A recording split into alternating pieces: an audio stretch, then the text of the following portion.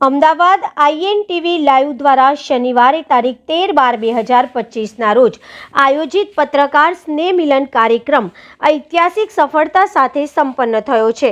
પત્રકાર સમુદાય વચ્ચે પરસ્પર સહકાર અને મૈત્રીની ભાવનાને વેગ આપવાના ઉદ્દેશથી યોજાયેલો આ કાર્યક્રમ શહેરના અનેક અગ્રણી વિશેષ ઉપસ્થિતિના કારણે વધુ ગૌરવશાળી બન્યો હતો. સમગ્ર આયોજન હર્ષદભાઈ ચૌહાણ દ્વારા કરવામાં આવ્યું હતું.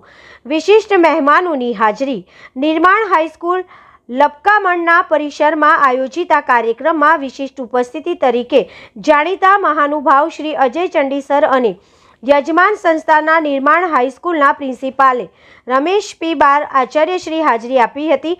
તેમની ઉપસ્થિતિએ પત્રકારત્વના મહત્વ અને સમાજ પ્રત્યેના તેના યોગદાનને બિરદાવ્યું હતું. ચર્ચા વિચારણા અને સૌહાર્દ. INTV લાઈવના એડિટર અને ચીફ શ્રી ગણેશ રાવત દ્વારા આયોજિત આ મિલનમાં પત્રકાર મિત્રોએ ખુલ્લા વાતાવરણમાં વિચારોનું આદાન પ્રદાન કર્યું. શ્રી અજય ચંડીસરે પત્રકારોને માર્ગદર્શન આપ્યું અને આ વ્યવસાયમાં સત્યનિષ્ઠાનું મહત્વ સમજાવ્યું. જ્યારે પ્રિન્સિપાલે કાર્યક્રમના આયોજન માટે જરૂરી સુવિધાઓ પૂરી પાડવા બદલ ખુશી વ્યક્ત કરી. કાર્યક્રમ દરમિયાન શ્રી ગણેશ રાવતે જણાવ્યું કે અજય ચંડીસર સાહેબ અને પ્રિન્સિપાલ સાહેબની હાજરી અમારા માટે ગૌરવની વાત છે. તેમનો સહયોગ પત્રકારત્વનો પવિત્ર કાર્યને વધુ પ્રોત્સાહન પૂરું પાડે છે. ઇન્ડિયા ટીવી આવશે એટલે બીજા કોઈ તમને જોશે ને તો એમને સારું લાગશે. બાકી કા પત્રકાર છે પ્રોફેશનલ કેમ કે બોલવામાં ભલે તમે ગમે તે કરજો, કદાચ અગર અવાજ નહીં આવી તો અમે મેડમની અવાજમાં તમારી વિડીયો બતાવી દઈએ, મગર તમારું માઇક પકડવાનો તરીકો હોવો જોઈએ.